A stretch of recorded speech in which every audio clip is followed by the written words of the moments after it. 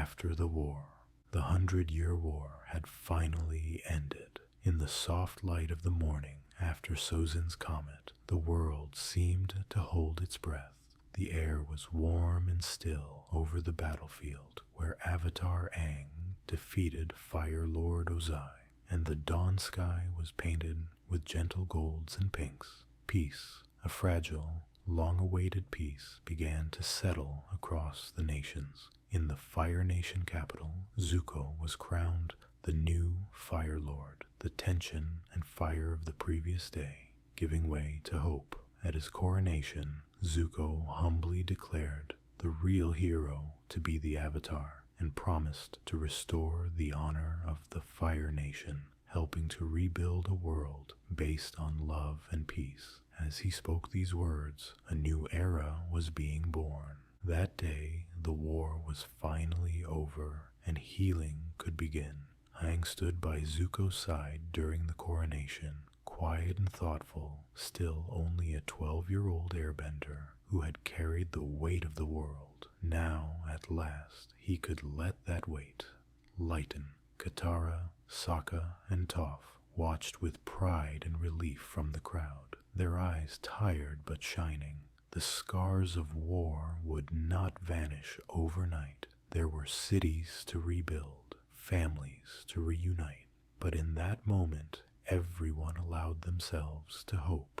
The Fire Nation's armies had ceased their advance, and the Earth Kingdom, Water Tribes, and Air Nomads' legacy could begin to heal. In Ba Sing Se, General Iroh served tea to the friends in his cozy new tea shop, the Jasmine Dragon, symbolizing that the time for battles had passed. Gentle laughter and the clink of teacups replaced the sounds of battle. Yet even in this calm, unanswered questions lingered like distant thunder. Late that night, after the celebrations, Zuko walked alone to the dark prison, holding his defeated father, Ozai.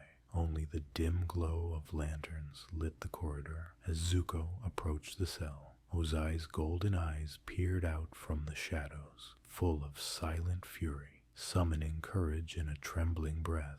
Zuko asked the question that had haunted him for years. "Where is my mother?" His voice was barely above a whisper in the quiet hall. Ozai's cold silence was the only reply. The conversation went nowhere. Ozai taunted and evaded, leaving Ursa's fate still a mystery. With a heavy heart, Zuko left the dungeon with no answers. Only the echo of his footsteps and the resolve that one day he would learn the truth. As the young Fire Lord returned to his chambers, he felt the weight of responsibility on his shoulders. In the stillness of that night, he silently promised himself and his mother, wherever she was, that he would make things right. The young Fire Lord's burden. Zuko's early days as Fire Lord were filled with both hope and uncertainty. At just 17, he carried the burden of an entire nation's redemption. He often rose with the sun, standing on the balcony of the royal palace to watch the sky turn from gray to pink to bright gold, wondering if his father ever did the same. Each morning's light felt like a quiet promise that he could be different, a better leader than Ozai had been. Still, doubt found its way into Zuko's heart in the dark hours before dawn. He feared that the anger and tyranny of his father might be lurking somewhere inside him, waiting to emerge. One night, overwhelmed by these fears, Zuko made a secret request of Avatar Aang. In a secluded courtyard lit by turtle duck ponds and starlight, Zuko solemnly asked his friend for a grim promise. If Zuko were ever to repeat his father's sins and turn down a cruel path, Aang must end his life to protect the world. Aang's eyes widened with pain at the request, but seeing the desperation in Zuko's face, he agreed.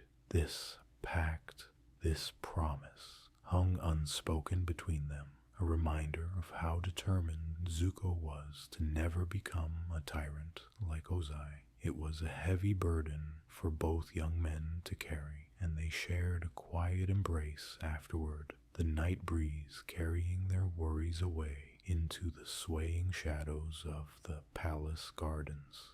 In those early months, Zuko worked tirelessly to heal the wounds his nation had caused. He issued decrees to withdraw troops and began sending aid to Earth Kingdom towns ravaged by war. At every turn, he strove to replace fear with compassion, but the path was not easy. Some Fire Nation nobles resented the new policies, whispering that their young Fire Lord was weak. In the streets of the capital, there were murmurs, uncertainty about this new age of peace, murmurs about loyalty to the former Phoenix King Ozai.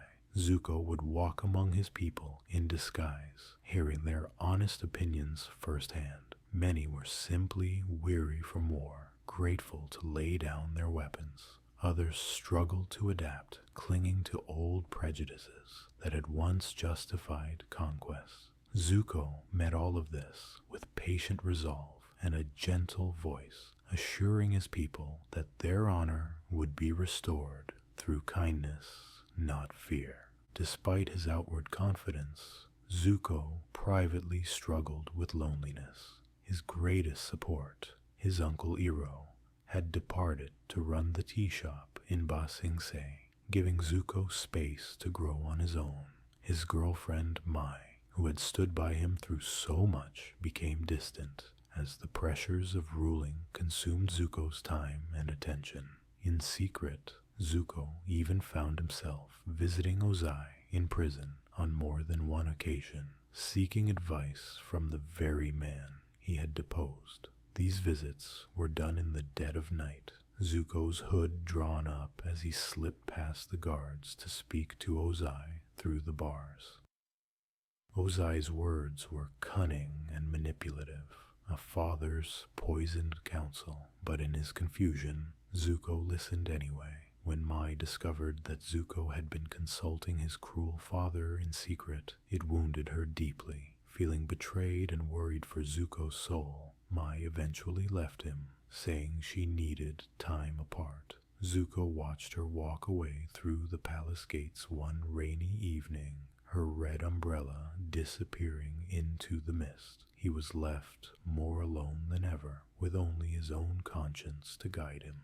And guide him it did. Each night, Zuko would find a quiet space, often the turtle duck pond in the gardens where his mother once told him stories, and meditate. He'd remember the gentle smile of his uncle Iroh, the unwavering support of Aang and his friends, and the wisdom of the dragons he and Aang once danced with. In those reflections, Zuko found clarity. He reaffirmed to himself that kindness and balance must lead the way. No matter how uncertain he felt or how loud Ozai's voice echoed in his head, Zuko vowed that he would be a Fire Lord of Peace. The cool night wind in the garden would often carry the soft scents of jasmine and green tea from Iroh's plants, soothing his anxious mind. With a deep breath, the young Fire Lord would release his fears to the stars, trusting that tomorrow he could live up to the promise of a new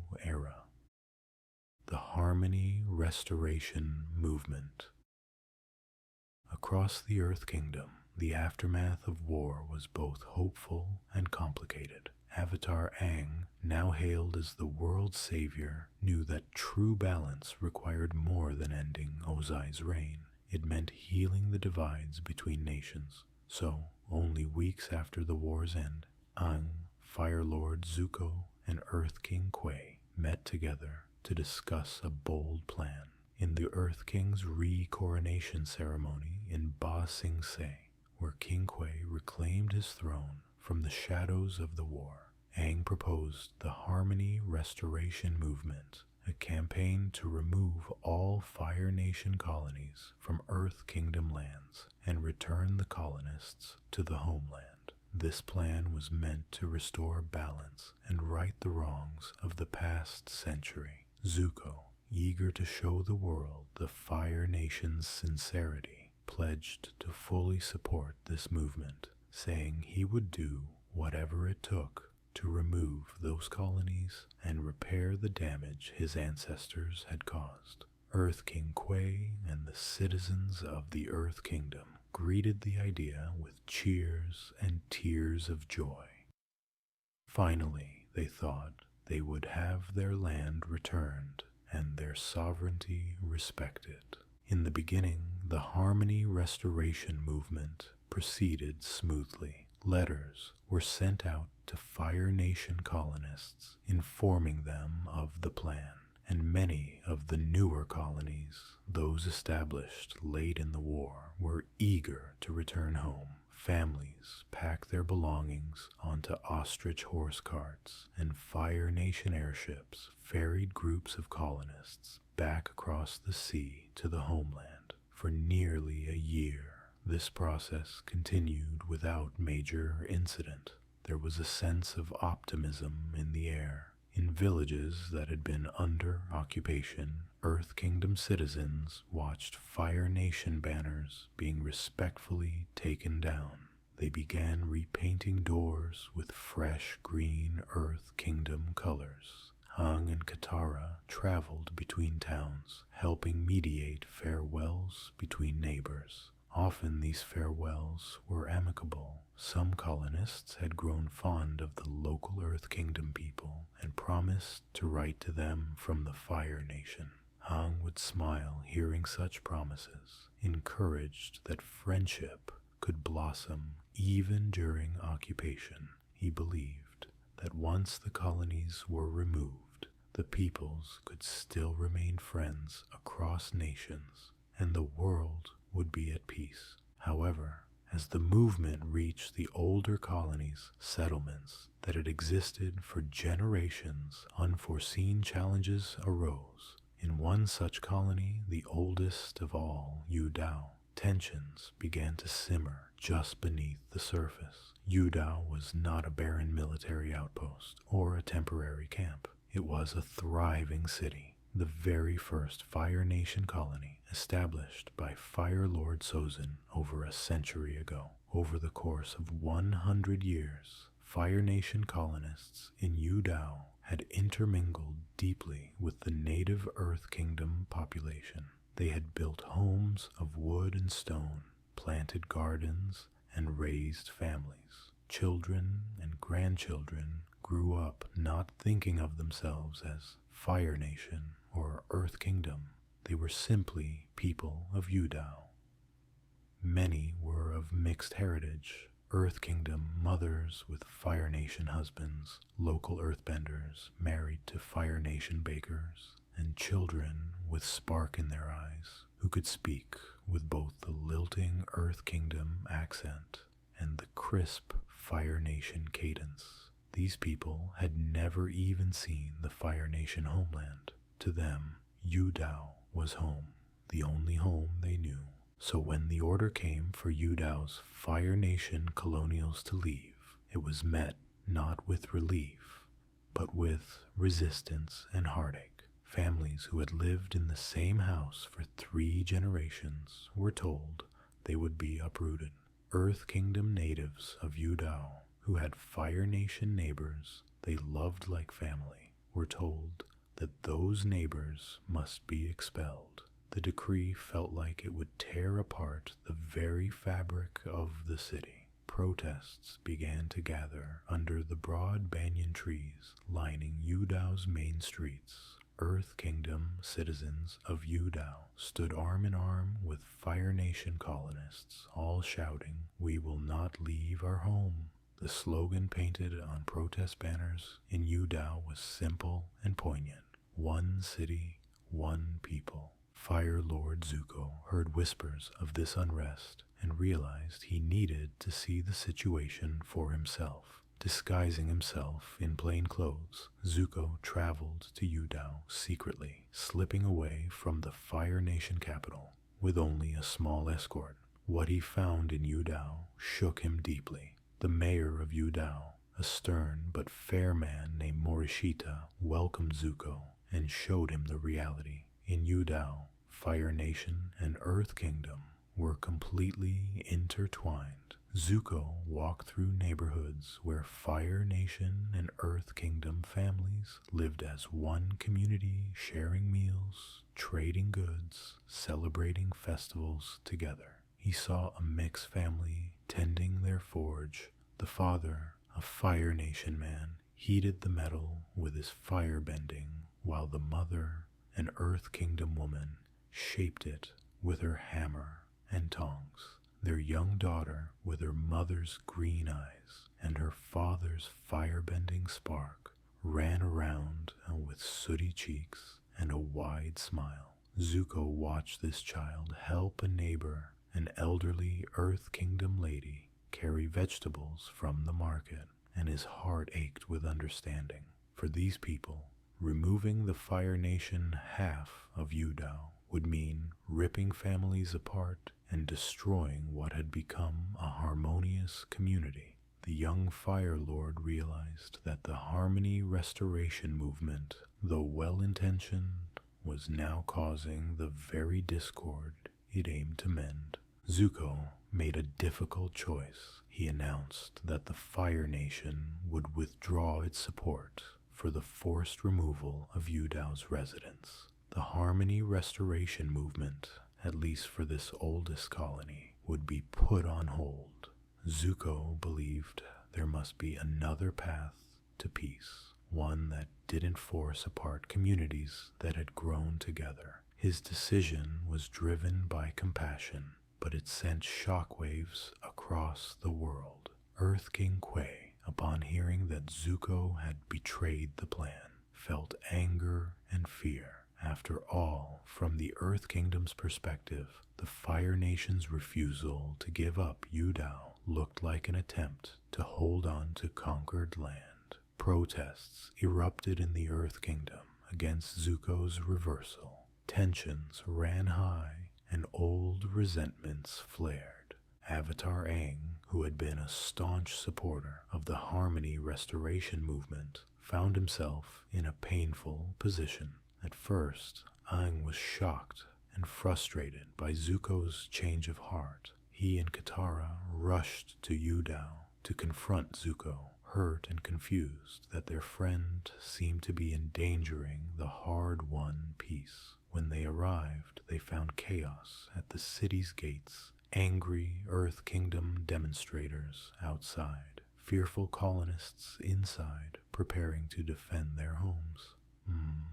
Aang pleaded with Zuko to reconsider, reminding him of the promise Zuko had demanded, the promise that Aang would stop him, even kill him, if he ever endangered balance. From atop the city wall, facing Zuko under the gray sky, Aang's tattoos and arrow glowed momentarily as the Avatar state surged in him, triggered by the fear that Zuko's actions could reignite war. For one terrible moment, it seemed history might repeat itself.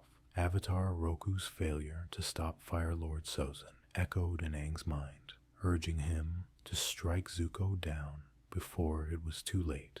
But Katara's gentle hand and steady voice pulled Aang back from the edge. She reminded him that Zuko was their friend, not an enemy, and that they needed to understand why he had done this. Taking a breath, Aang allowed himself to truly see what Zuko saw.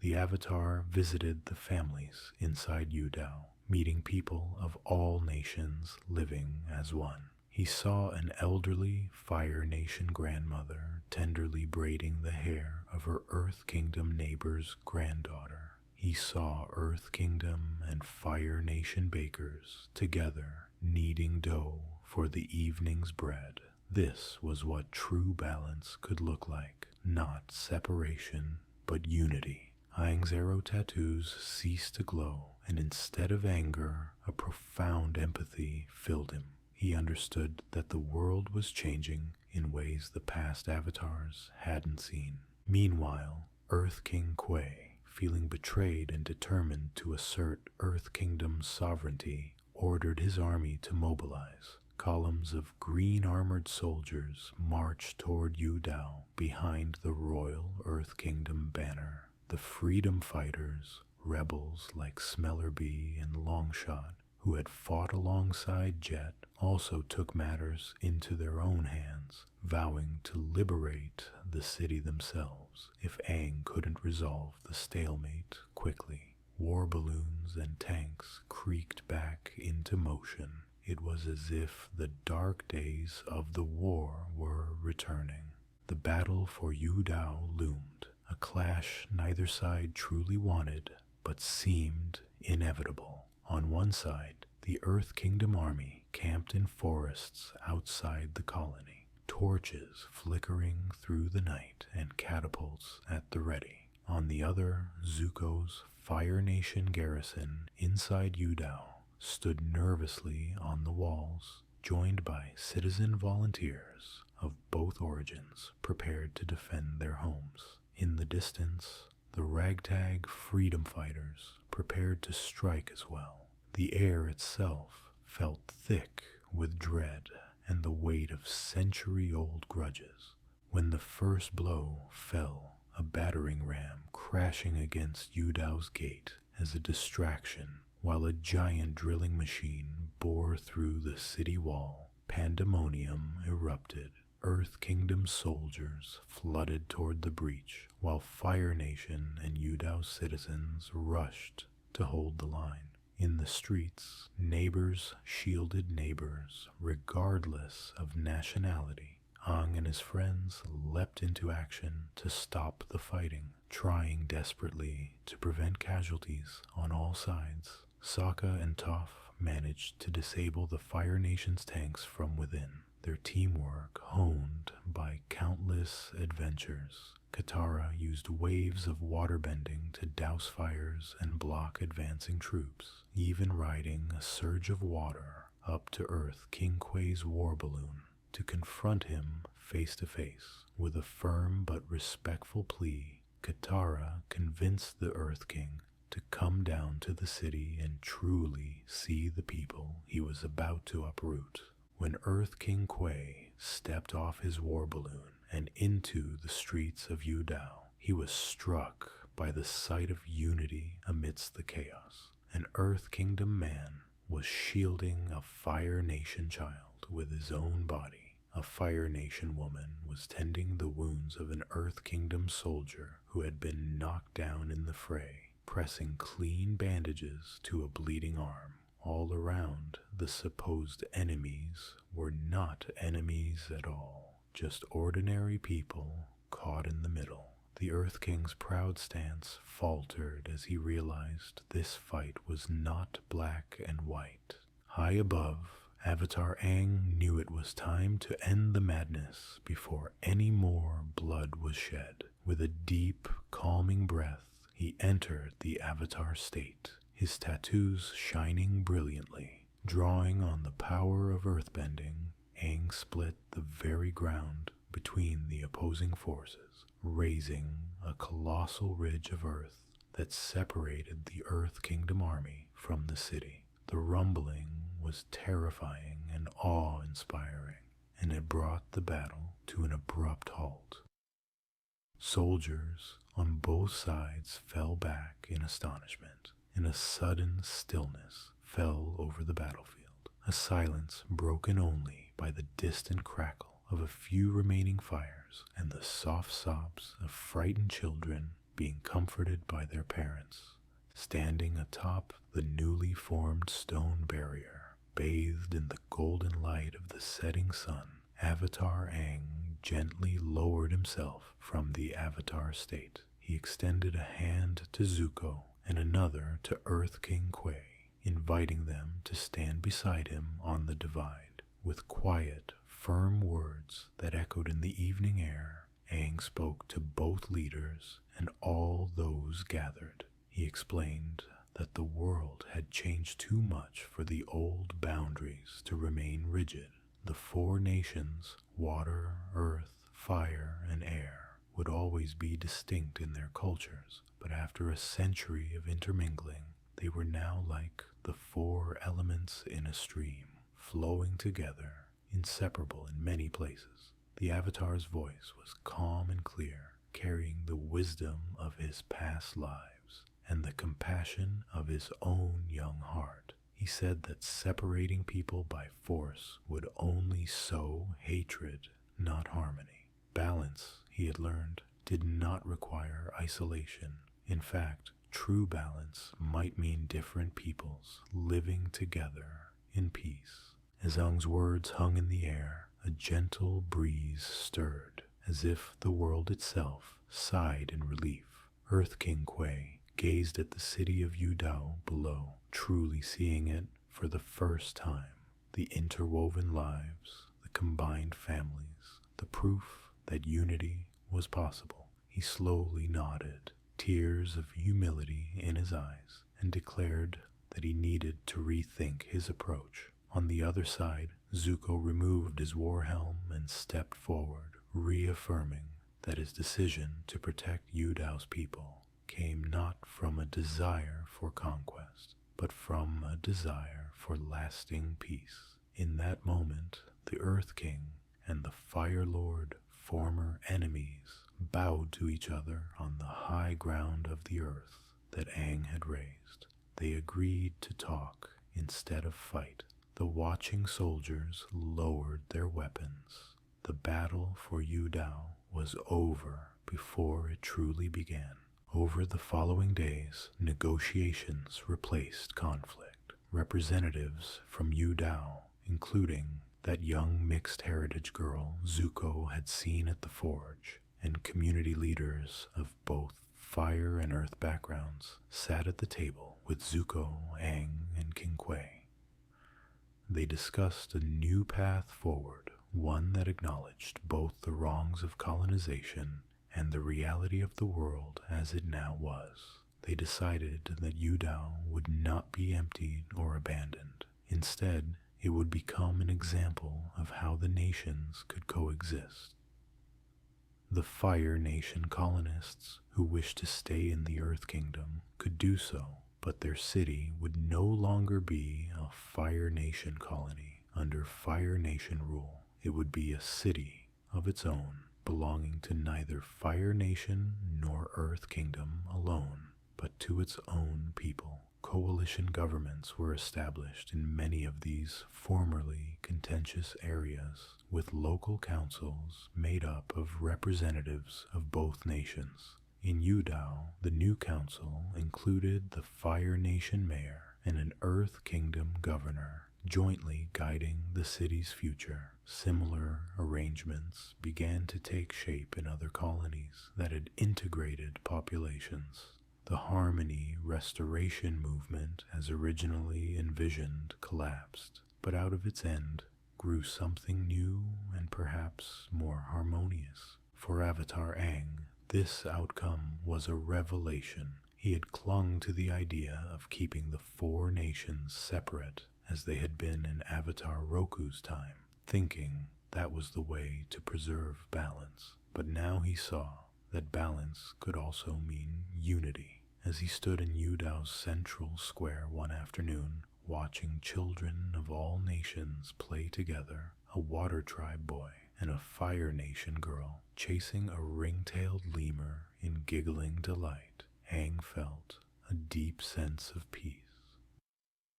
The world was healing, not by returning to how it was before the war, but by moving forward into something new. Before parting ways, Fire Lord Zuko and Earth King Kuei formally signed an agreement in Yudao, often called the Treaty of Yudao. In it, the Earth King ceded the land of the oldest colonies to their inhabitants, granting those communities the right to govern themselves. This was the first step in giving the former colonies their own legal identity, no longer as conquered territories, but as autonomous regions where cultures could mingle freely. King Kuei, young and idealistic, despite his past naivete, expressed his sincere hope that these cities would become bridges between nations. Zuko, with humility, promised that the Fire Nation would aid these new communities and never again impose its will by force. And Avatar Aang stood by, smiling softly, his cape fluttering in a gentle breeze, knowing that balance had been maintained in the most compassionate way. Tensions in Yudao and the promise of peace. Even after the treaty, the wounds of war required time to heal. Not everyone was immediately happy with the compromises made. In the Earth Kingdom, some felt King Kwai had given up rightful land, and in the Fire Nation, some hardliners grumbled that Zuko was abandoning his own people abroad. Aang found himself acting as a mediator, often traveling on his sky bison Appa between capitals to calm nerves and encourage trust. In Yudao itself, a short-lived revolt flared up when members of Jet's old freedom fighters, impatient and mistrustful, attempted to drive out remaining Fire Nation citizens by force. But they were soon convinced to stand down when they too saw the evidence of peaceful cohabitation. One of the freedom fighters, a girl named Smellerbee, had an impassioned talk with Aang. With tears in her eyes, she described how the Fire Nation had hurt her family. Aang listened quietly, then showed her a simple scene. A Fire Nation father reuniting with his Earth Kingdom wife after the conflict, each embracing their mixed little family with relief. Smellerbee realized that visiting that same pain on others would not bring her the closure she sought. She and her companions decided to give peace a chance. The Avatar, ever wise and gentle, also took steps to ensure balance within himself. During the heated days of the Yudao crisis, Aang had been consulting with the spirit of Avatar Roku, his previous incarnation.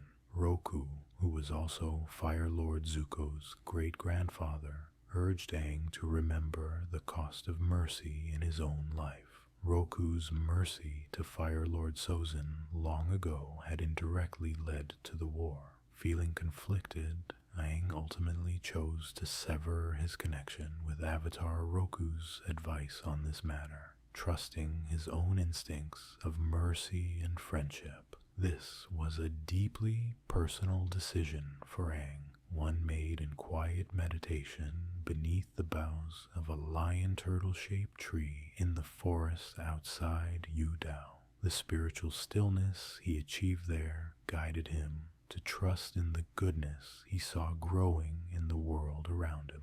And indeed, that goodness proved true.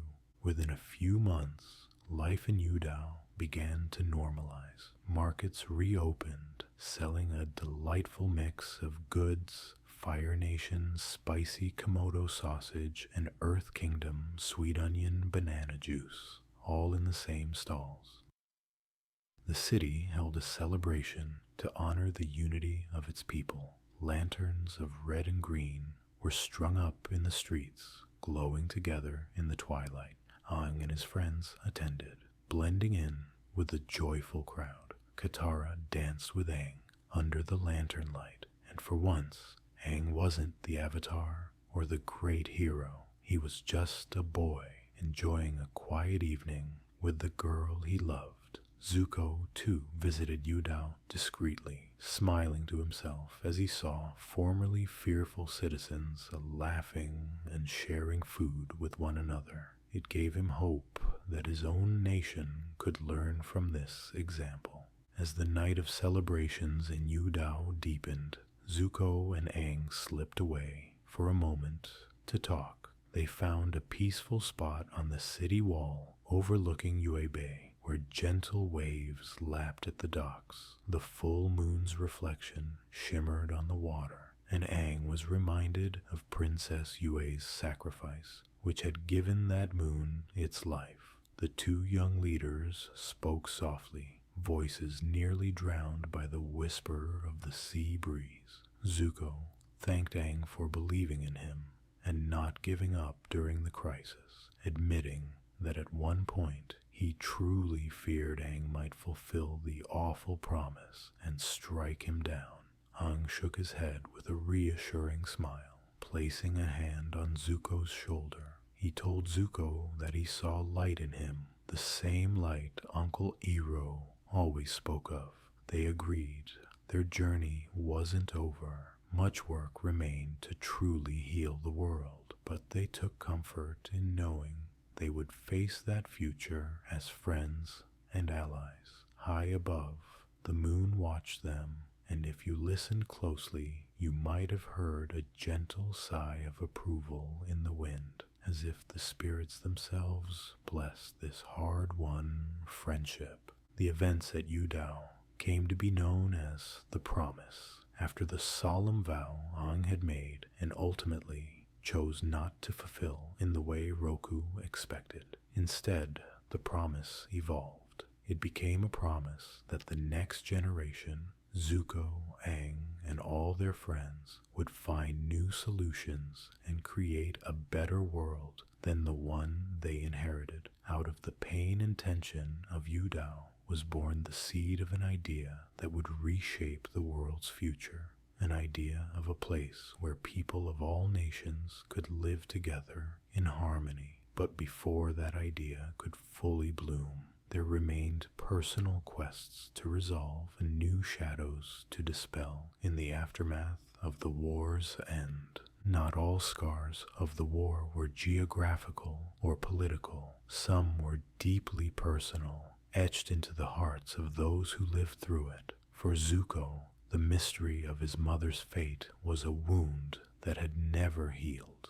Fire Lady Ursa had been banished when Zuko was just a boy, disappearing from the palace overnight, leaving behind only faint memories of warm hugs and gentle lullabies. Throughout the war and even in the chaotic peace after, Zuko had held on to the hope that his mother was alive somewhere, waiting for him. On sleepless nights, he would recall how she used to cradle him by the turtle duck pond, whispering, "Never forget who you are," as she kissed his forehead. That love had guided him through his darkest times. Now, as Fire Lord, Zuko needed closure. He needed to find Ursa, to know her story, and if possible, bring her home. It was about a year after the war's end, not long after the Yudao crisis, that a clue finally surfaced. Zuko had continued to press Ozai in the royal prison for answers about Ursa. At first, Ozai had remained arrogantly silent,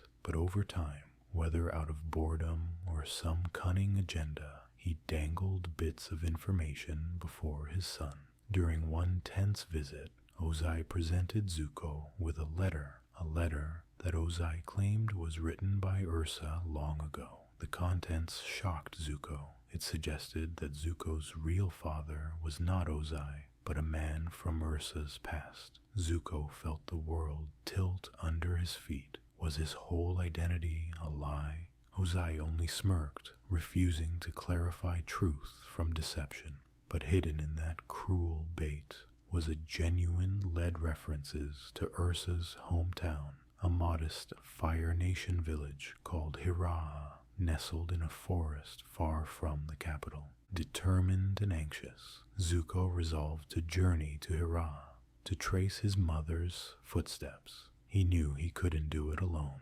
In an unlikely and desperate move, Zuko decided to enlist the help of his sister, Azula. Princess Azula had been held in a Fire Nation mental institution since her defeat in the war, her mind fractured by paranoia and rage. She was the last person most would trust, but Zuko remembered that Ursa was Azula's mother too.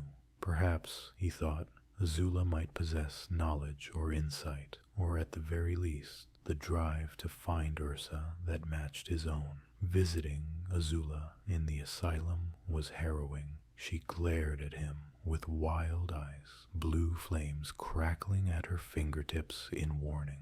But when Zuko mentioned their mother's name, Azula's fire dimmed for just a moment, revealing the hurt little girl underneath. She agreed to help, albeit on her own terms. Zuko freed Azula from her restraints cautiously, and she joined the quest, though he and the others would have to keep a close eye on her fragile mental state throughout the journey. Team Avatar, ever loyal, insisted on accompanying Zuko as well. Aang, Katara, and Sokka prepared for the journey, understanding that this was as much about family as it was about national history. Sokka quipped that they were becoming professional detectives at this rate, always solving the world's biggest mysteries, but his joking was gentle and meant to ease Zuko's nerves. Katara, whose own mother had been taken from her, shared a special empathy with Zuko's longing. She promised Zuko that no matter what they found, he would not face it alone. Aang, for his part, believed that helping Zuko would further the healing of the world's heart, since the Fire Lord's inner peace mattered for everyone's future, and secretly Aang hoped that this journey might also help Azula find some sliver of light, though he remained wary of her unpredictable nature. So the group set off to the Fire Nation village of Hiraha. They traveled by airship part of the way, a courtesy Zuko could easily command as Fire Lord, and then on foot through a dense ancient forest that surrounded the town. The forest, called Forgetful Valley by locals, was lush and green, its floor carpeted with soft moss and dotted with glowing spirit mushrooms at night. The air was thick with the scent of wet earth and blooming moon peaches. But there was also an uncanny feeling within those woods, as if unseen eyes were watching. Katara could sense the presence of spirits. The water and the fog around them felt alive, humming with energy. Aang quietly informed the group that the Forgetful Valley was known as a place of spirits and old magic. Azula rolled her eyes at that, masking her own unease with contempt, but she did not stray far from Zuko's side as they hiked under the canopy of twisting vines. In Hiraha, the travelers found a quaint village seemingly untouched by the war. Thatched roof cottages clustered around a small square, and a babbling stream ran behind the houses. It was hard to imagine that this sleepy place once produced a woman who became Fire Nation royalty. Zuko's arrival in the village caused a quiet stir. Whispers of Fire Lord passed among the townsfolk, but Zuko wore simple traveling clothes and approached the locals with a humble, earnest demeanor. He met an old storyteller who remembered Ursa as a young woman. They sat together on a wooden bench under a flowering cherry tree as dusk settled. In a soft voice, the white-haired woman recounted how Ursa was known for her kindness and her talent in their local theater troupe. She spoke of a boy named Ikem, Ursa's first love, an actor who used to perform with her in plays. Zuko leaned in, hanging on to every word. The old woman's story turned sad as she described the day Fire Prince Ozai came to Hiraha and chose Ursa to be his bride. It was like watching a bright bird get locked in a gilded cage. The storyteller sighed, eyes distant with memory. Ursa had left with the prince and never returned, though, interestingly, the woman mentioned that she heard a rumor that Ursa did come back once, many years later, briefly and in secret. She wasn't sure if it was true, just village gossip of a mysterious woman seen wandering near the woods, asking after Ikem. This tidbit intrigued Zuko greatly. Azula, who had been listening from a short distance, snorted impatiently at the romantic history, but even she couldn't hide the flicker of emotion in her eyes as she heard about their mother's youth. When the old storyteller described Ursa's farewell to Ikem, how Ursa had tearfully broken off her engagement to protect him from Ozai's wrath. Azula abruptly excused herself, unable to listen further. Katara followed Azula quietly, ensuring the troubled princess was all right. Azula paced at the edge of the village, wrestling with feelings she barely understood. Hearing of Ursa's capacity for love and heartbreak stirred Azula's buried pain of feeling unloved and abandoned. In the glow of dusk, Katara gently approached Azula and spoke to her in a calm, low voice, almost a whisper, as if not to startle a frightened animal. Katara suggested that perhaps Ursa's choices, however hurtful they seemed, were made out of fear and a desperate attempt to protect her children. Azula's fists clenched and unclenched as she stared into the darkening forest, but she did not respond. Even so, her blue flames did not ignite, a sign that Katara's words had reached some part of her. Continuing their investigation, Team Avatar discovered that Ikam, Ursa's old love, had vanished into the forgetful valley forest after Ursa was taken away. Some said he was searching for ancient spirits rumored to reside there. The name Mother of Faces arose, spoken in hushed tones by villagers who only half believed their own words. The Mother of Faces, they said, was a spirit with the power to change a person's face, a spirit of memory and identity. If Ursa had truly returned years later, perhaps she sought this Mother of Faces for help. This was a promising yet mysterious lead.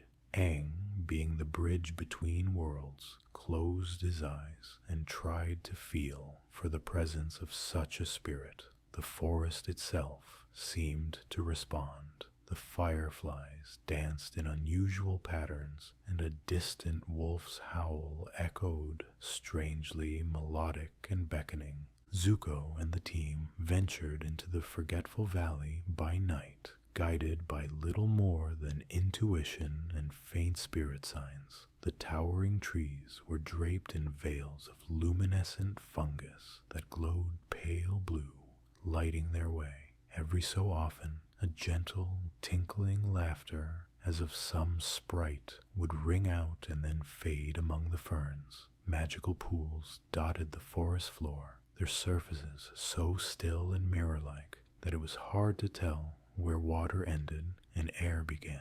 As they reached one such sacred pool under a colossal willow, Azula suddenly froze. She pointed a shaking finger at a reflection in the water, the face of a giant wolf staring back at them from behind. The group spun around to find a majestic wolf spirit watching them, its eyes ancient and sad. This was the guide to the Mother of Faces. In a clearing bathed by moonlight, the spirit known as the Mother of Faces finally appeared. She was awe-inspiring and otherworldly, a being with the countenance of a giant regal fox, her fur silver white and her many tails flowing around her like an elegant robe. Her face was kind but inscrutable, shifting subtly as if it held countless expressions at once. In a voice that was neither loud nor quiet, but resonated in the mind, the Mother of Faces asked why mortals dared seek her out. Zuko stepped forward, removing his hood and bowing deeply. In a voice as soft and respectful as a prayer, he explained that he was looking for his mother, Ursa, who might have come to the Mother of Faces in despair years ago. The great spirit's eyes glinted with recognition at the name. Yes, she remembered Ursa, a woman with a beautiful, sorrowful face who had begged for a new identity to escape her pain. Gently, the Mother of Faces revealed Ursa's story. After being banished from the Fire Nation, Ursa had indeed returned to her village, reunited with her lost love, Ikam, who had changed his face and name to Norin. thanks to the Mother of Faces, Ursa made a fateful choice. In order to find peace, she asked the spirit to remove her face and give her a new one that Ozai would never recognize. The Mother of Faces granted this. Ursa's appearance was altered drastically, and with her new face came a new mind, free from the memories of her life with Ozai and her children. It was an act of mercy to let her forget the unbearable pain of leaving Zuko and Azula behind. Ursa became Noriko, a simple woman with kind eyes, but no recollection of being a mother. She and Norin married in the little theater where they once performed, and eventually had a daughter together, a child named Ki. They lived quietly in a house on the edge of Hira by a rose garden for many years. The Mother of Faces described how, as Noriko, Ursa smiled and laughed again, free from the shadow of Ozai's cruelty, though sometimes a deep wistfulness would pass over her when she looked at the sunset, an old echo of something, the love for her first children, perhaps, that even her wiped memories could not fully erase. As Zuko listened, tears welled in his eyes. His mother had been alive, safe, and even found a measure of happiness, but at the cost of forgetting him. It was almost too much to bear. Beside him, Azula's face was unreadable, a tempest behind a mask. The thought that their mother chose to forget them fed the angry, hurt part of Azula's soul. Katara slipped her hand into Aang's, bracing herself for whatever would come next. The Mother of Faces concluded by saying that Noriko still lived in Hira. With the spirit's permission, the group hurried to the small cottage at the forest's edge that very night. There, in the glow of lamplight through a window, Zuko saw her, a woman with gentle features he did not recognize, tending to a little girl who could only be Ki. The woman's hair was tied in a simple braid. She wore plain clothes and had a slight smile as she helped the child into bed. Zuko's heart pounded. He knew, somehow knew, that this was Ursa. Even if the face was different, the feeling was there. Azula watched too, standing in the shadows, her fists tight. All her life, Azula had clung to the belief that their mother had thought her a monster. Seeing Ursa so tender with this new daughter rekindled that old hurt in Azula like a firestorm. They decided Zuko should approach her alone, at least at first. As Noriko stepped outside to fetch water from a well, Zuko quietly moved into the lantern light. He removed his hood, allowing her to see his scarred face. "Ma'am, excuse me," he began softly, his voice trembling. Noriko turned calmly toward the stranger at her gate. Up close, Zuko could see the small, familiar details, the shape of her eyes, the tilt of her head, echoes of the mother he remembered. He struggled to find words. "I'm looking for someone, a woman named Ursa." At the mention of that name, Noriko's kind face looked momentarily confused, even anxious. She replied gently that she was sorry. She didn't know anyone by that name. To her, it was true. She had no memory of being Ursa. Zuko's shoulders sagged. He realized this approach would not work. He thanked her and stepped back, tears threatening to spill. It hurt deeply to stand so close to his mother and have her look at him with only polite curiosity, not recognizing him at all. That night, Zuko nearly decided to leave quietly, thinking perhaps it was enough to know she was alive and content. He saw how Noriko doted on her daughter Ki, and he didn't want to shatter her new life with the painful memories of the old one if she was happier without them.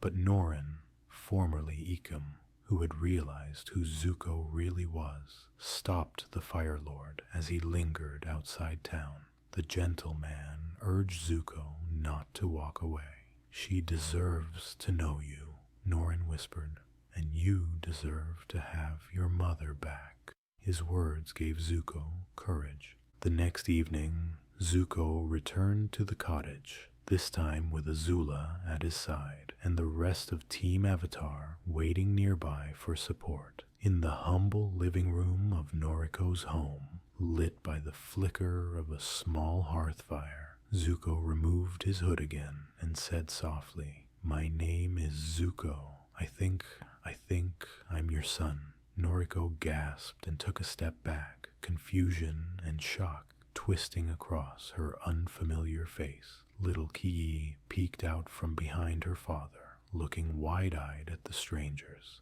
And then, seemingly out of nowhere, Azula, who had been silent like a coiled snake, snapped. Seeing Zuko attempt this gentle reunion broke something in her. Azula leapt forward with a feral cry, lightning dancing on her fingertips. She confronted Noriko with all the anguish in her heart, shouting accusations. "Did you replace us? Is this your new daughter? Did you ever love us at all?" Azula's eyes were wild, tears of rage at the corners, as she raised a trembling hand, crackling with blue lightning at Ki, demanding answers. Noriko, who did not remember Azula as her daughter, yet felt an instinctual motherly fear for her child Ki, quickly shielded the little girl. In doing so, something in Noriko's gaze changed. She looked at Azula's contorted face and saw not a monster, but a deeply hurt young woman, full of grief and longing. In that critical moment, Noriko's true nature shone through, despite her lost memories. She spoke softly, voice breaking, apologizing to Azula for not being the mother she needed.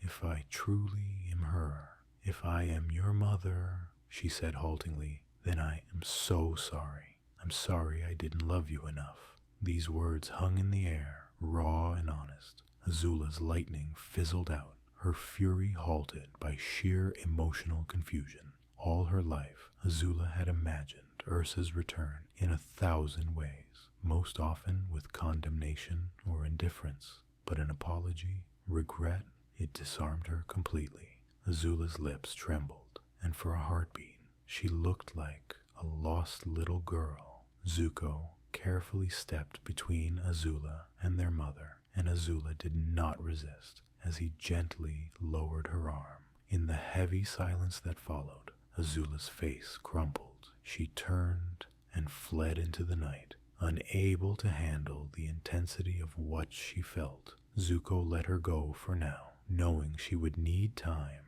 perhaps a lifetime, to face those demons. In the quiet that followed, the spirit mother of faces made one more appearance at the threshold of the cottage, drawn by the unfolding drama. She offered Noriko a choice, now that Noriko knew the truth of who she was. Did she wish to have her old face, and with it all her memories, restored? Zuko, ever selfless, told his mother she didn't have to, that she could keep her new life untouched if it made her happy. His voice shook as he said this, because every part of him wanted her back, but he loved her enough to honor her freedom.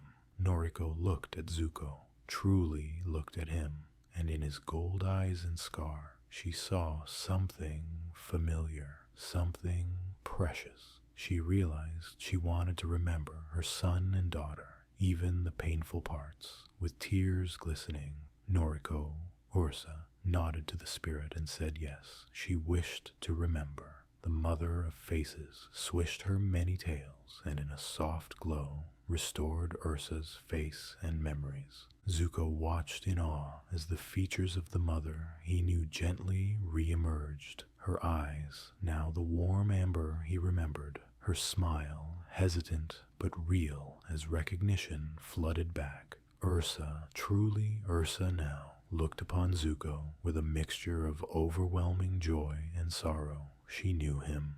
"My son," she whispered, voice cracking, and pulled him into an embrace that felt like coming home. Zuko pressed his face into her shoulder, no longer able to hold back tears. He was not a child anymore, but at that moment he cried as one, feeling the unconditional love he had yearned for all these years wash over him again. Ursa kept saying, "My brave boy, you're so strong. I'm here, as she stroked his hair, and Zuko felt the broken pieces in his heart begin to knit together. They talked long into the night. Ursa apologized to Zuko for everything, for leaving, for not finding a way to contact him, for any hurt she caused. Zuko, with utter sincerity, forgave her immediately. He understood now the impossible situation she had been in, and that she had acted out of a desperate bid to save him from Ozai's wrath. In turn, Ursa told Zuko the full story, her forced marriage, the threat to Zuko's life by Fire Lord Ozai, which drove her to concoct a poison and bargain with Ozai, and her banishment to keep Zuko safe. Hearing how fiercely she had protected him filled Zuko with gratitude and sadness. Ursa also confessed that she wrote a false letter long ago to trick Ozai, the very letter Ozai later used to torment Zuko, claiming Zuko was not his son, hoping Ozai might cast Zuko aside and spare him. She clarified the truth unequivocally. Zuko is Ozai's son, and therefore her true son as well, by blood and love. Zuko simply held her hands and assured her that none of that mattered now except that they were together. By dawn, Ursa had met Aang, Katara, and Sokka, thanking each of them for being Zuko's surrogate family when she could not. She introduced them to her husband, Norin, Ikem, and Little Ki. Katara and Sokka were particularly gentle and welcoming to the shy Ki, who was struggling to understand that she suddenly had a Fire Lord as a brother. Ki warmed up quickly when Sokka juggled his wolf-tail hair memento and made funny faces, coaxing giggles out of her. Meanwhile, Ursa asked after Azula with worry. Aang promised they would not give up on Azula, and that he would try to help her find her own peace, though it might take time. Ursa's eyes were heavy with guilt and concern for her daughter. When it came time to return to the Fire Nation capital, Zuko extended an open invitation. Ursa and her new family would be honored guests, free to live in the capital or come and go as they pleased. Ursa was anxious about facing the place of her nightmares again, but she knew this was the path to healing and reclaiming her life. With Zuko and Norin's support, she agreed to go back. She did, however, flinch when the royal ship neared the harbor of the Fire Nation capital some weeks later. The skyline of the caldera, with its formidable palace spires, dredged up old anxieties. Her hands turned cold, and she squeezed Norin's arm for comfort. Zuko, noticing, placed his hand over hers and gave a reassuring smile, the same he used to when he was a child, trying to cheer her up. Ursa marveled at how the frightened boy she left had grown into this compassionate young man. With him beside her, she steadied her breathing and stepped off the ship onto Fire Nation soil for the first time in many years. The people of the Fire Nation, curious and respectful, welcomed Lady Ursa back quietly. In the royal court, Zuko made a formal announcement that his mother's honor was restored, and that she would henceforth have the title and respect due to the Fire Lord's mother. The palace staff, many of whom remembered Ursa's kindness from years before, bowed with tears in their eyes. Ursa felt overwhelmed but supported, especially by the presence of Iroh, who returned to the capital to greet her with the warmest hug and a fragrant cup of jasmine tea prepared just for her. One dark task remained. Ursa needed closure with Ozai. With trembling resolve, she visited Ozai's prison cell, accompanied by Zuko and Ero for support. Facing her ex-husband behind bars, Ursa discovered that her fear of him had evaporated. Ozai sneered and hurled vile threats at her, claiming she should bow and grovel for forgiveness. But Ursa saw him now for what he truly was, a small man who tried to make himself big through intimidation. In a calm, quiet voice, Ursa told Ozai that he no longer had any power over her or their family. She told him that he was to be pitied, for he had never truly loved anyone, nor could he accept love, not from her, not from Zuko or Azula, not even from himself. Ozai's eyes widened in rage at her boldness, but Ursa simply turned and walked away, free at last from the shadows of his abuse. Behind her, Ozai's angry shouts echoed uselessly against the prison walls. Ursa's heart felt light as she stepped out into the sunlight. She closed her eyes and let the warm rays wash over her face, as if cleansing the last traces of that darkness away. That evening, Zuko, Ursa, Kiyi, and Norin enjoyed a private dinner in the palace gardens. Fireflies danced above the pond, and lanterns cast a gentle glow on their faces. Zuko told stories of his travels with Aang, making Kiyi squeal with delight at the mention of flying on a sky bison. Ursa listened, holding one of Zuko's hands in her own, smiling more radiantly than she had in years. For Zuko, this moment was everything, family, together, and at peace. They knew Azula was still out there somewhere, and both Ursa and Zuko silently wished one day she could join them in this peace. But for now, they were profoundly grateful. As the night deepened, Zuko brought out a surprise, a pie made of flaming lychee nuts, Iroh's recipe. Famously, it wasn't the prettiest dessert, but Ursa laughed as Kiyi grimaced at the spicy sweet taste, and Zuko ended up with lychee filling on his nose from Kiyi's playful retaliation. They all laughed, a simple, joyful sound in the dark, carrying up to the twinkling stars. It was a sound that signaled healing. While Zuko and Ursa found personal healing, not everyone in the Fire Nation welcomed the new era of peace. In the months following the war's end, a shadowy movement began to stir in the Fire Nation's heartland. Some nobles, officers, and citizens remained fiercely loyal to Ozai and the old ways. They resented Zuko's more lenient rule, his concessions to the other nations, and the end of the war that had once made the Fire Nation powerful and feared. Under the cover of secrecy, these malcontents banded together into a group calling themselves the New Ozai Society. Their goal was as ominous as it sounded: to undermine Fire Lord Zuko, sow chaos, and ultimately restore Ozai, whom they still called Phoenix King or Fire Lord Ozai, to the throne.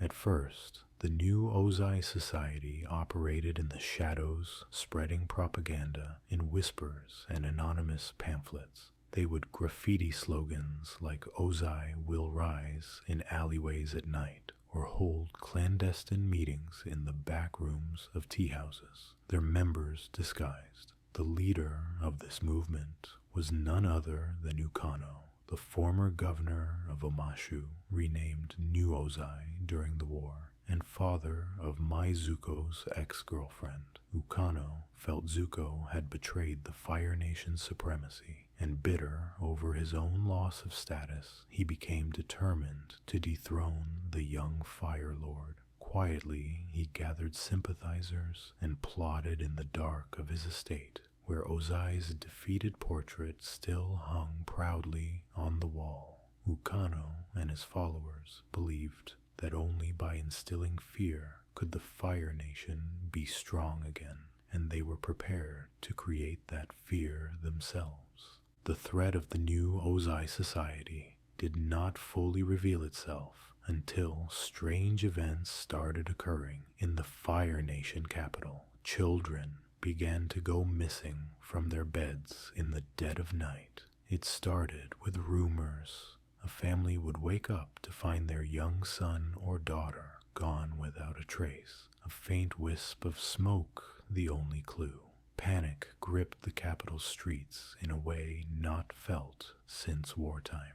Parents hushed their children indoors by sunset, and curfews were whispered about. The common folk spoke of spirits or vengeful ghosts, specifically the Kamurikij, ancient smoky spirits from Fire Nation legend who were said to abduct wicked children as punishment. These legends were old, dating back before Fire Lords, and most thought them mere fairy tales. But now it seemed the Kamurikij had come to life.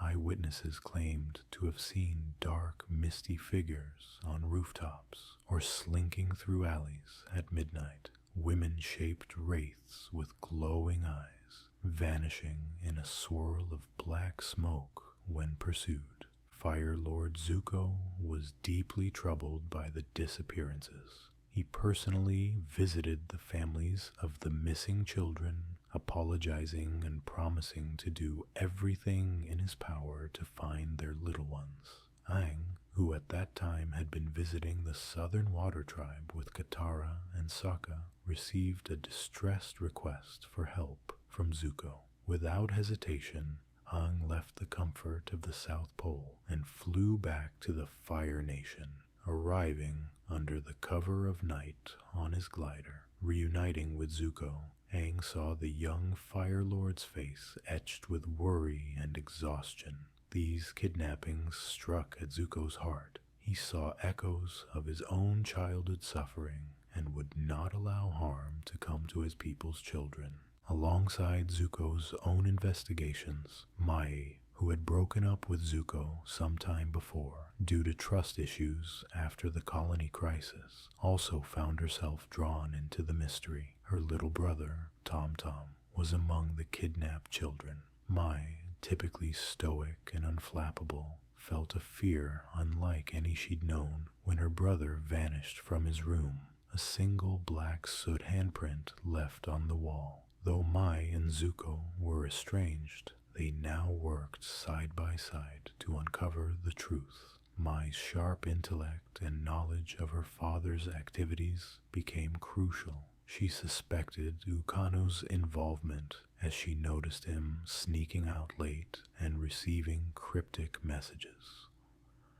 Mai confronted her father in his study, and though he denied everything, her instincts told her he was hiding something. Hurt and determined, Mai secretly partnered with Tai Li, her cheerful acrobat friend, now a Kyoshi warrior, to keep tabs on Ukano. They even discovered Mai's new boyfriend. K-Lo was a low-level New Ozai Society member trying to spy on her, a revelation that pained Mai, but she cleverly turned it to her advantage. She used K-Lo to feed false information back to the society and to learn more of their plans, all while pretending to remain ignorant. Meanwhile, Zuko, Aang, and a handful of allies, including Suki and Tai Li, the Kyoshi warriors assigned to protect Zuko, scoured the capital for clues. Zuko's half-sister Ki was kept under close guard, given the danger. Ursa was taking no chances with her second daughter. The fear in the city was palpable as night fell each day. Windows shuttered tight and streets emptied, save for the patrolling Fire Nation guards. The Kamurikij sightings grew more bold. Now entire crowds would see them when they left ominous messages in smoky letters drifting in the sky. Bring back Ozai, or the darkness will remain.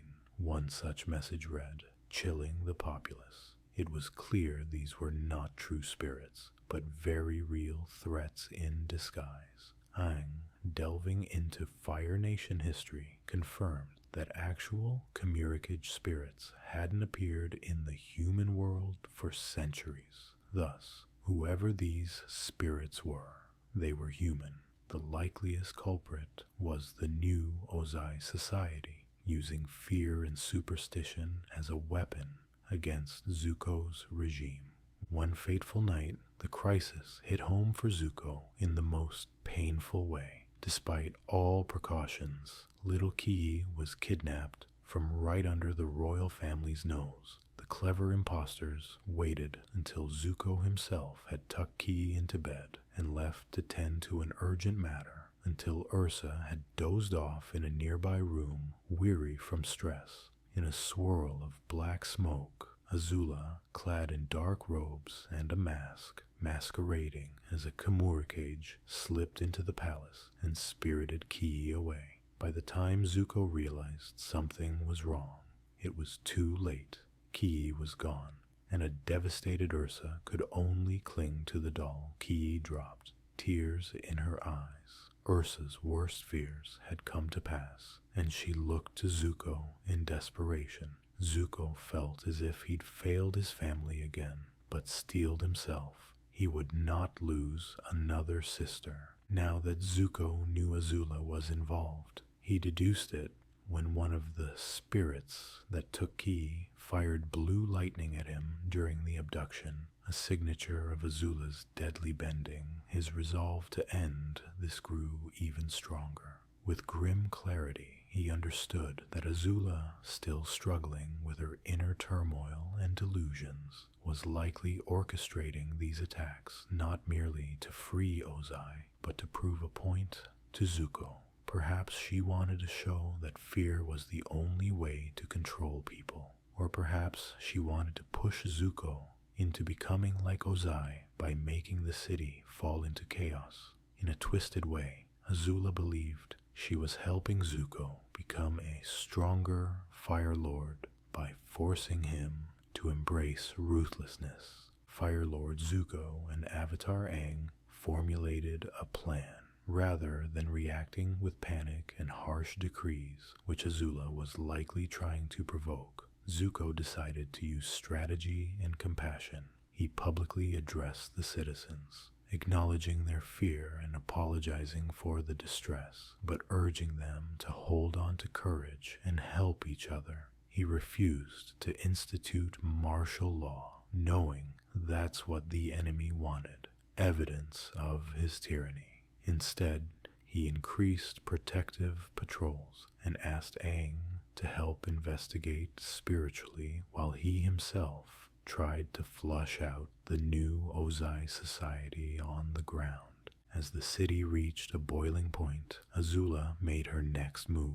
Through Ukano, the new Ozai society incited a riot under the guise of a frustrated citizen militia called the Safe Nation Society, supposedly formed to fight the Kamurkage. They spread word that Zuko was failing to protect their children and that the people should take to the streets and demand action. This unrest was meant to pressure Zuko into reacting harshly, thereby validating Azula's narrative that he was no better than Ozai when pushed. Sure enough, protests and clashes erupted in the capital streets one evening. Fires were lit, and panicked citizens ran in all directions as the Safe Nation Society, secretly aligned with Ukano, battled with Zuko's guards. But Zuko did not lose himself to anger. Despite his own sister being among the kidnapped, he tried to remain level-headed.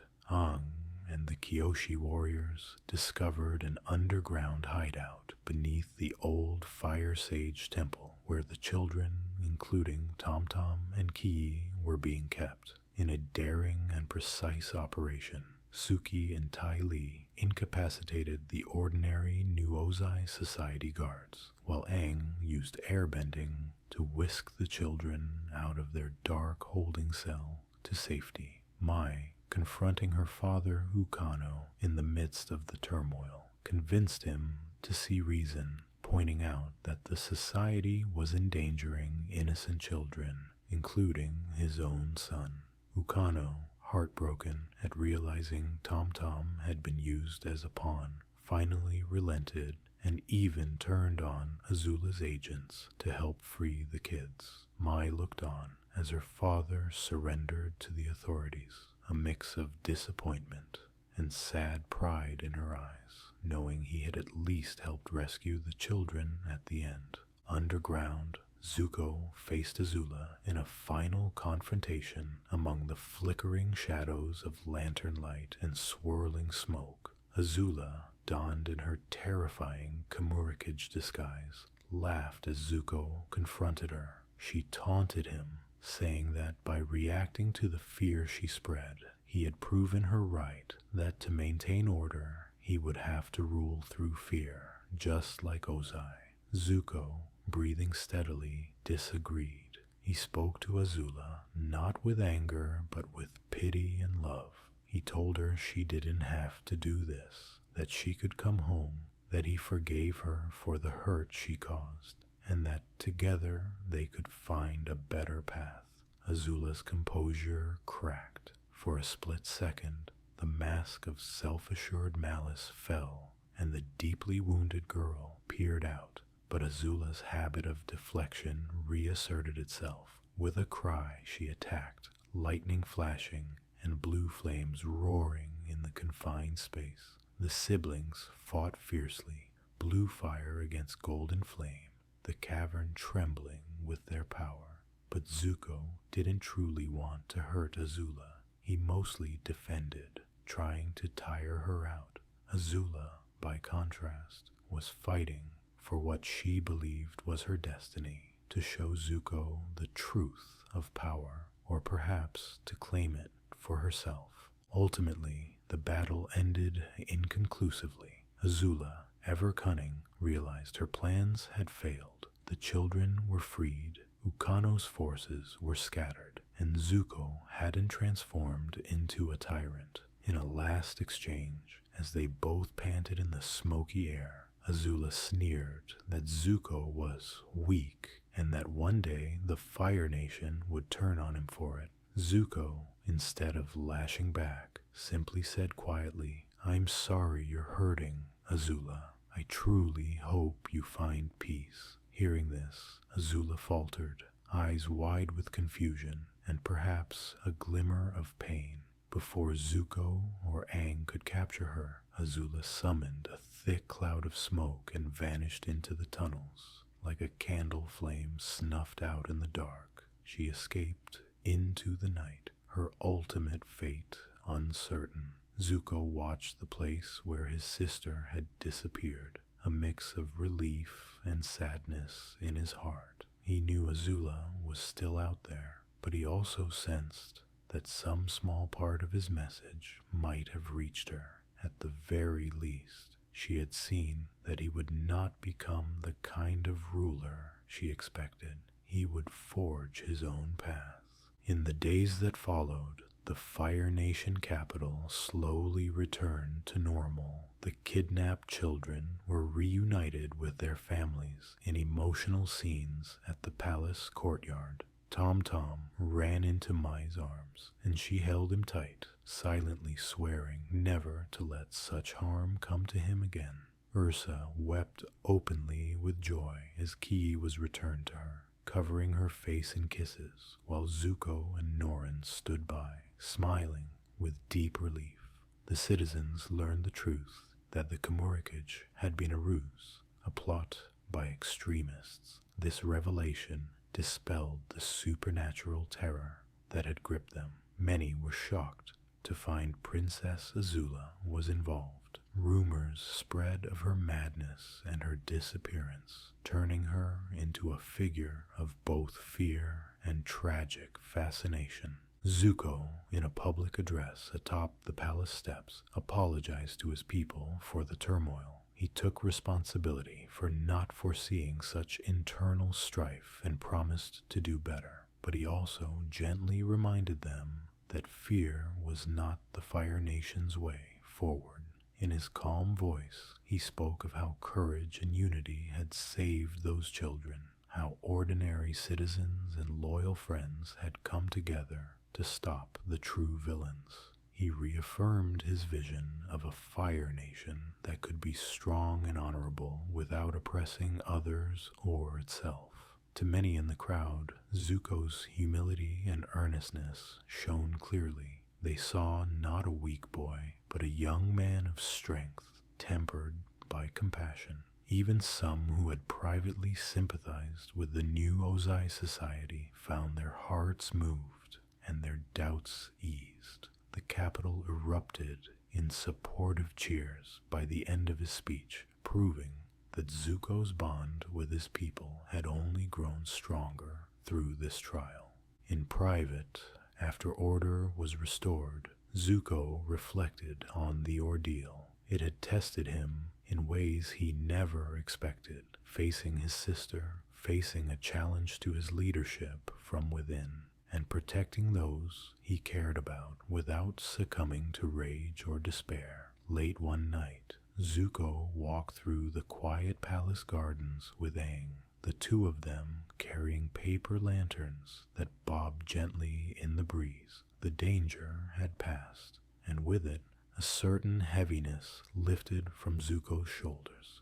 Aang remarked softly that he was proud of Zuko, proud that he never lost himself, even when confronted by darkness from his past. Zuko paused by the turtle duck pond, the same spot where his mother once taught him a lesson about love and protection so many years ago. A turtle duck quacked softly, and Zuko tossed a handful of crumbs from a rice cake he had in his pocket, smiling as the creature paddled over. He turned to Aang and admitted that for a moment when Ki was taken, he felt the old anger flare, and he wondered if fear was the only way to keep people safe. But then, Zuko said, he remembered his uncle's teachings and the way Aang defeated Ozai by refusing to kill. He realized that if he ruled by fear, he'd only be spreading the very thing he wanted to eliminate.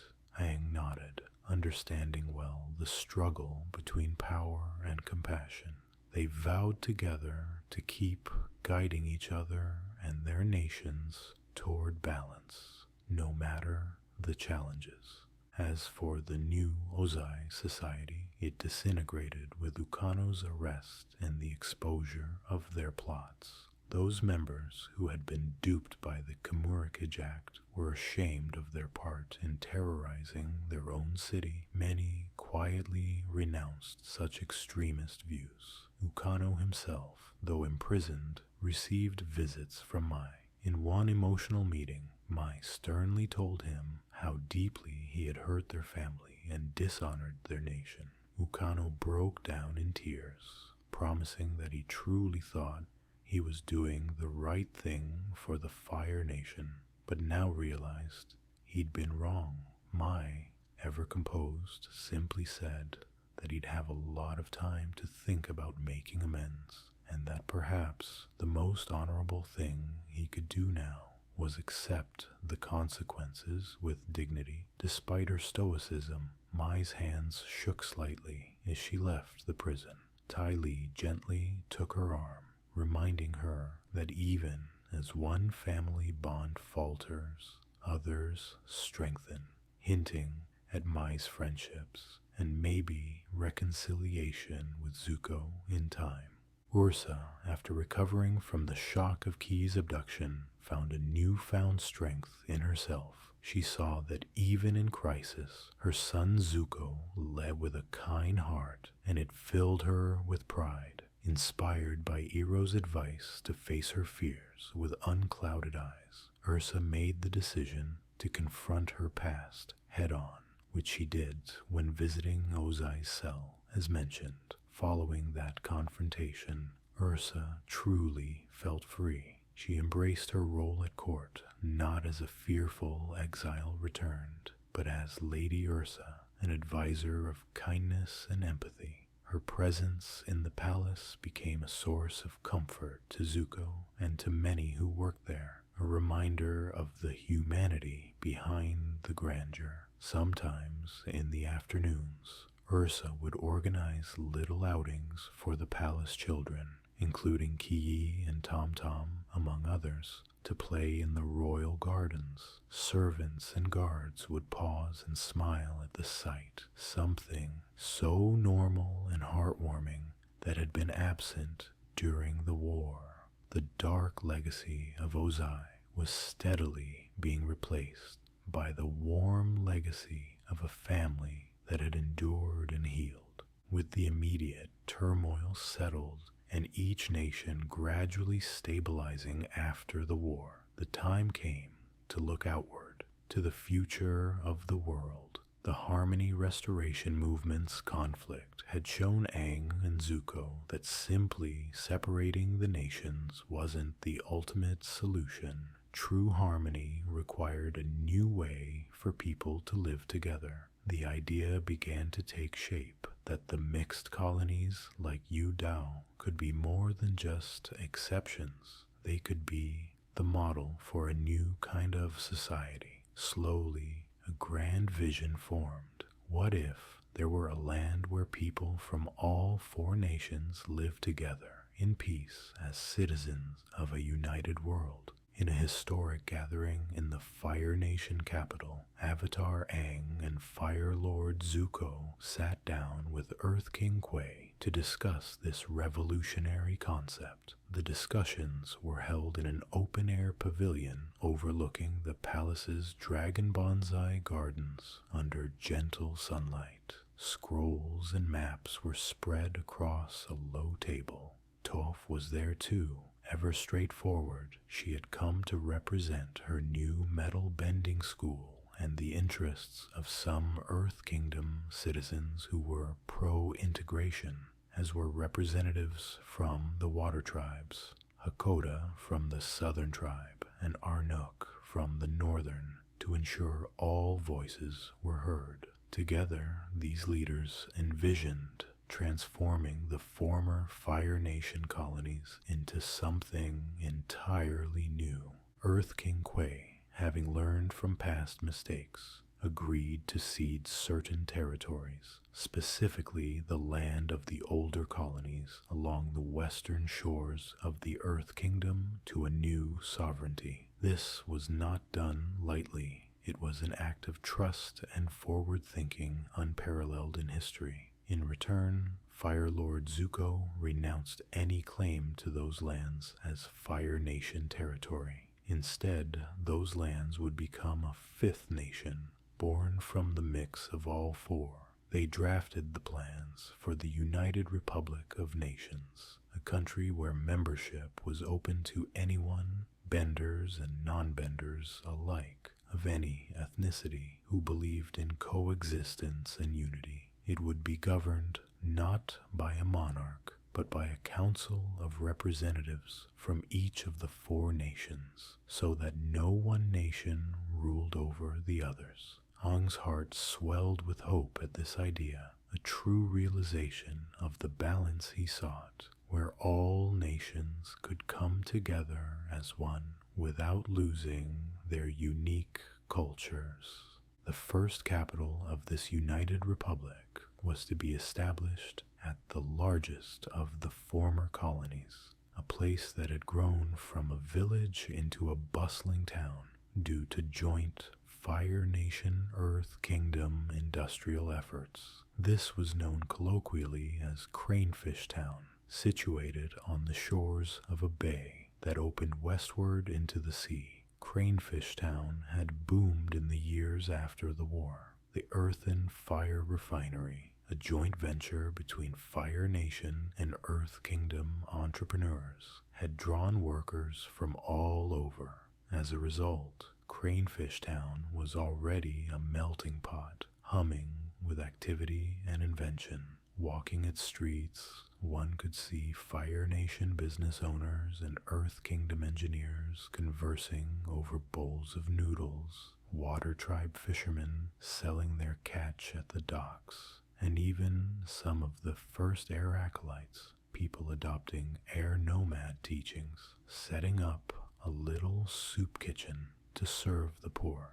It was a place of possibility albeit with growing pains such as occasional labor disputes and cultural clashes. But Aang and Zuko believed those challenges could be overcome with understanding. If anywhere was to be the seed of a new, united city, it was here. They decided to rename Cranefish Town to reflect its new cosmopolitan destiny. Sokka, ever eager, proposed some truly awful names like Sockasburg or Boomerangsville, which everyone had a good laugh at. Finally, they settled on the simple and meaningful name, Republic City. It signified a city belonging to all, a republic of peoples. As part of the bay it sat on was named Yue Bay, in honor of the fallen Princess Yue. Some liked how Republic City of Yue Bay sounded, a poetic nod, bridging old and new. The formal establishment of the United Republic of Nations was a momentous occasion. A grand summit was held on the future site of Republic City. The ruins of an old Fire Nation colonial fort were repurposed into a temporary forum draped with flags of all 4 nations and a new emblem showing them united. On a sunny day, with sky bison flying overhead in celebration and Fire Nation and Earth Kingdom bands playing in unison, the leaders signed the Charter of the United Republic, the Earth King's seal, the Fire Lord's royal insignia, and the Avatar's mark all adorned the document. Witnesses from around the world looked on, among them Katara and Sokka, beaming with pride at their friend Aang. Toph, pretending not to be emotional as she leaned against a pillar, metal bending her signature onto the charter with flourish, and representatives of various Earth Kingdom cities and Water Tribe villages.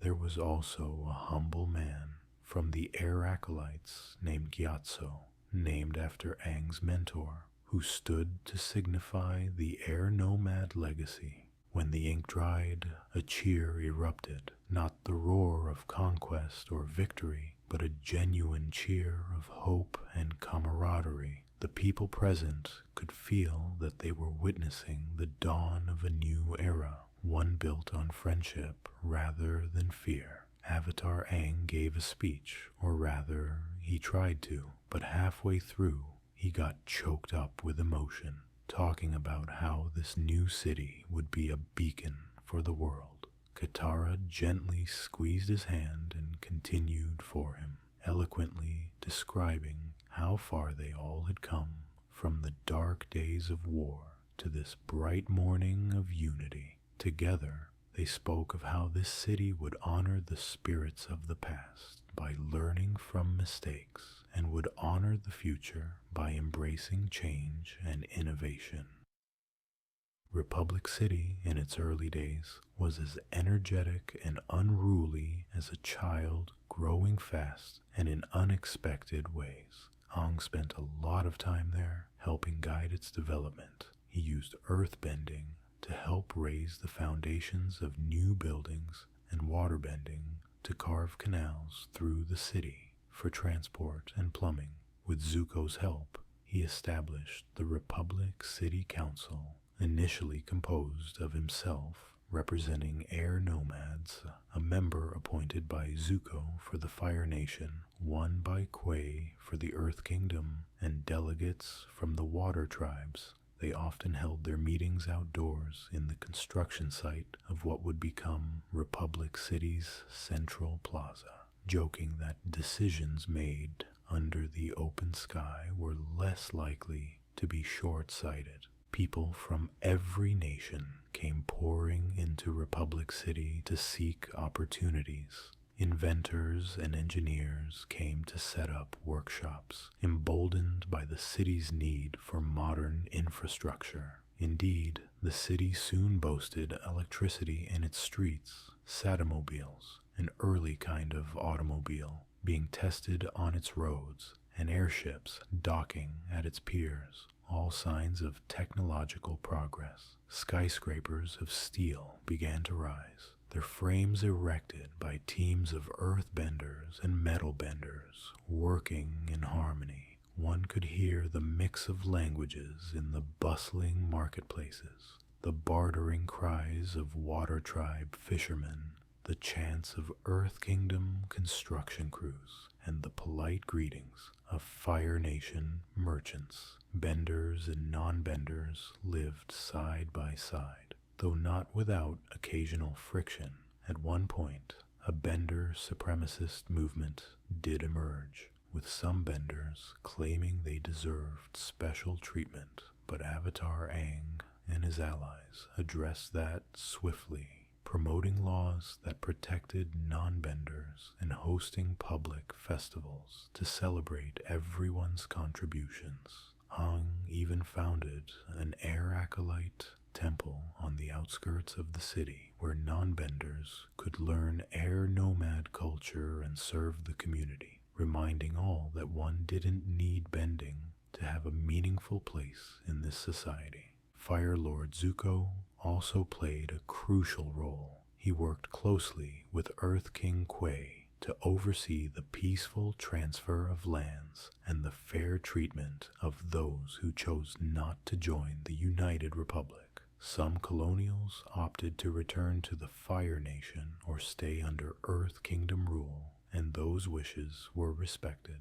Zuko funded the construction of Republic City's first schools and hospitals, wanting citizens of this new nation to have education and health care beyond what war had allowed. Occasionally, Zuko would visit Republic City in person, walking the streets with only a couple of guards to talk with the people. When asked by a little boy why he spent so much time away from his fire palace, Zuko knelt and said, "This city is as much my home now as the Fire Nation. Here, I see the world we all fought for, where my friends and their families can live together. That makes it home." The boy nodded as if he understood, then offered Zuko a roasted Komodo chicken skewer from a street vendor. Zuko laughed and paid the vendor generously, enjoying the snack as he strolled on, heart full.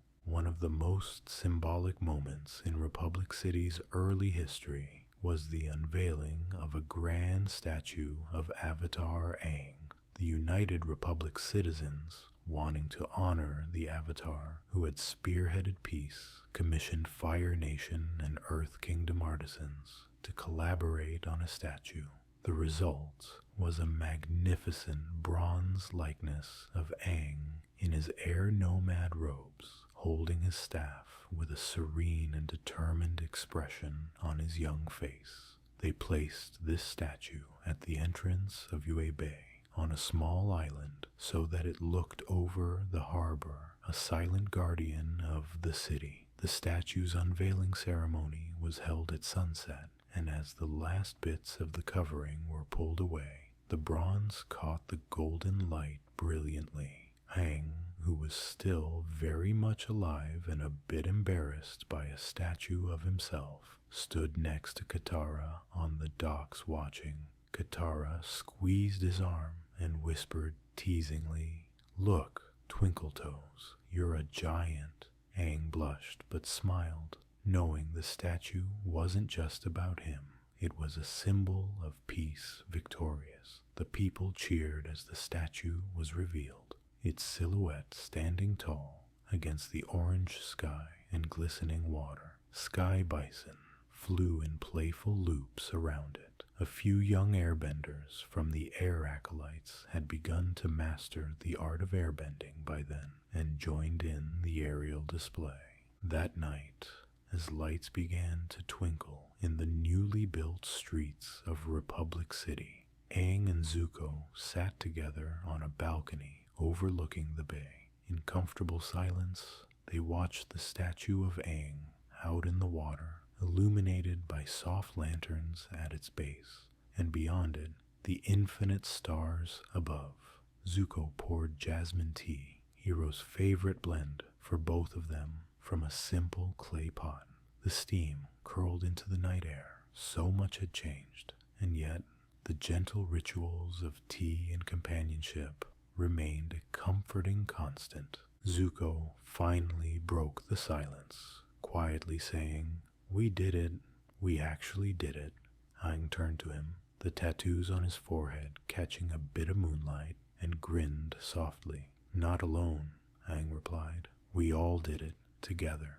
They raised their teacups, a wordless toast to all that had been accomplished, and to the friendships that made it possible. In that moment, any lingering ghosts of the war felt truly at rest. Far away on the winds of the spirit world, it is said that the spirits of Avatar Roku and Fire Lord Sozin watched these events with wonder, their own dreams and mistakes transcended by the new generation, and perhaps the air nomad monks and water tribe elders of old smiled too, seeing unity take root. As the tale of After the War draws to a close, imagine the world settling into a peaceful night. Team Avatar's journeys through conflict and reconciliation have given way to a calmer era. The four nations, once torn apart by war, now share festivals, commerce, and laughter. In the Fire Nation, children fall asleep under warm blankets, no longer fearing the whisper of war sirens, but dreaming of flying bison and friendly dragons. In the Earth Kingdom,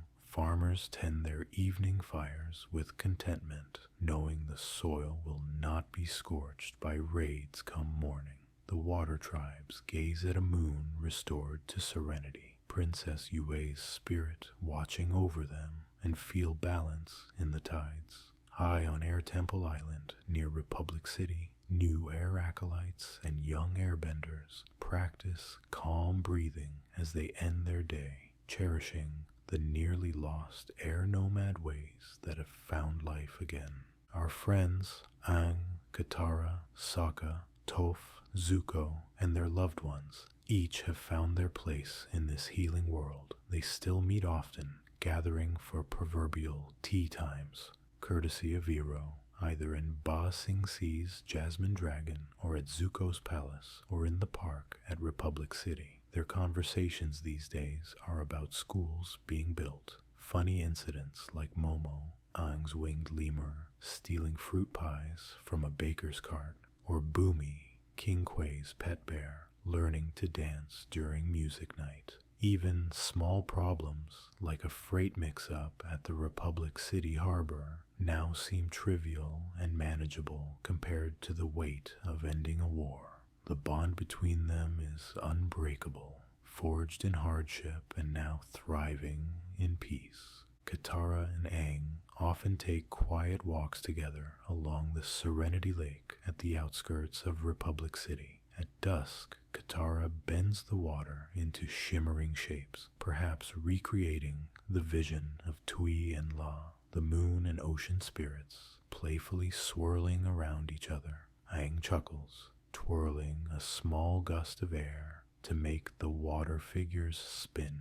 Their laughter echoes gently off the water surface. They talk about their future, about rebuilding the southern water tribe and restoring the air temples, and about teaching the next generation the values of balance and kindness. Hand in hand, they cherish these peaceful moments that once seemed like a distant dream.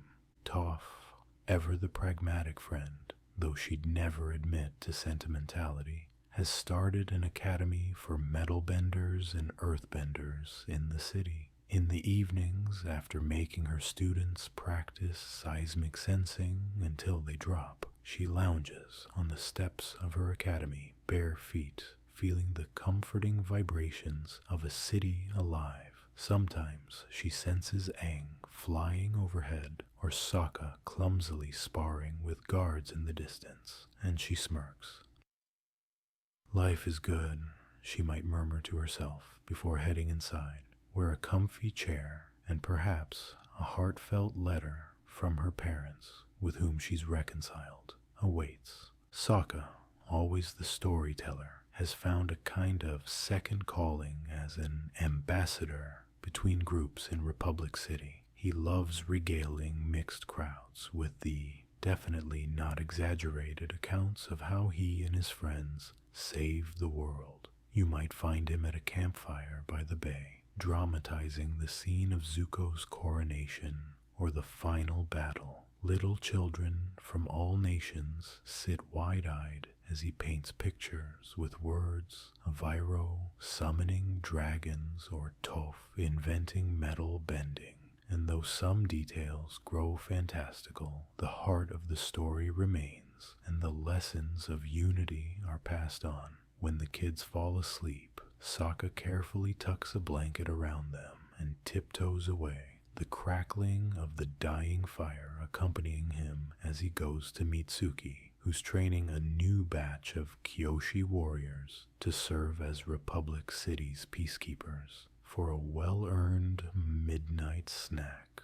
Zuko often ends his evenings in the Fire Nation by writing in a journal under the gentle light of turtle duck-shaped lanterns. One entry might read, "Another day of peace. Sometimes I still feel it's fragile, but then I see how my people smile now, and I remember it's real. Mother is doing well. She baked lychee nut tarts with the palace chefs today, and the whole staff seems smitten with her kindness. They call her Our Lady of Hope.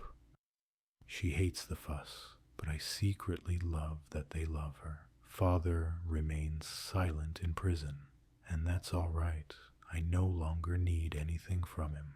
I hope Azula is safe out there. Maybe she'll find her way back one day. Until then, I'll keep the throne warm for our family's honor." Zuko will close the journal, sigh contentedly, and perhaps take a stroll to the palace pond where a few turtle ducks quack softly. If one comes close, he'll feed it crumbs just as he used to with his mother as a child. The night air in the Fire Nation carries the faint scent of jasmine and volcanic rock, a smell that now soothes rather than alarms. Zuko reflects that tomorrow he will visit an orphanage his uncle founded and maybe bring the kids new toys. It makes him smile. A gentle, unguarded smile that in his youth he thought he'd never have again.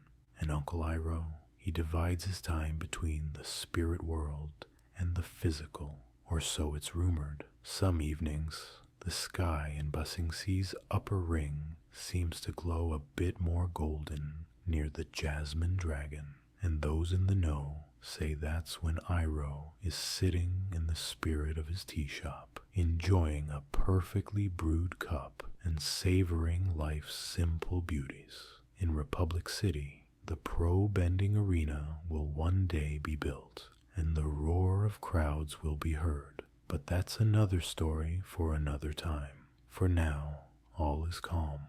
The foundations have been laid for a future where Aang's successor will inherit a world far more balanced than the one Aang was born into. Our tale ends on a tranquil night scene. Picture the gentle waves of Yue Bay lapping against the piers of Republic City. The bronze statue of Avatar Aang stands silently, arms outstretched in a protective, embracing gesture over the bay. The stars overhead twinkle kindly, reflected in the dark water below. A soft breeze carries the distant sound of a lullaby, perhaps sung by a mother in the city, to her child about the Avatar's triumph and the peace that followed. In the Fire Nation, the Imperial capital's streets are quiet, lit by the soft glow of lampposts as citizens sleep under the protection of a just ruler. In the Earth Kingdom, the great walls of Ba Sing Se no longer divide its people. At the wall's edge, a new train, built with Fire Nation tech and earth-bending labor, rests for the night, ready to reconnect distant towns come morning.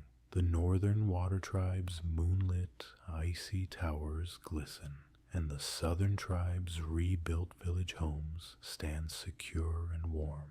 The southern lights dancing in the sky above, a sign of spiritual harmony. All these places, once battlefields or burdened by fear, now share a common thread of hope and healing. It's as if the world itself, as a living being, lets out a contented sigh. The war is over, balance has been restored, and a new generation will be born into a world of unprecedented unity. As you, dear listener, drift off to sleep, let these gentle images settle in your mind like petals floating on a calm pond. The story of After the War is one of reassurance that even after great darkness, light returns. Even after thunderous conflict, peace can whisper in, and even wounds that seem too deep will one day scar over and remind us not of pain, but of how we healed.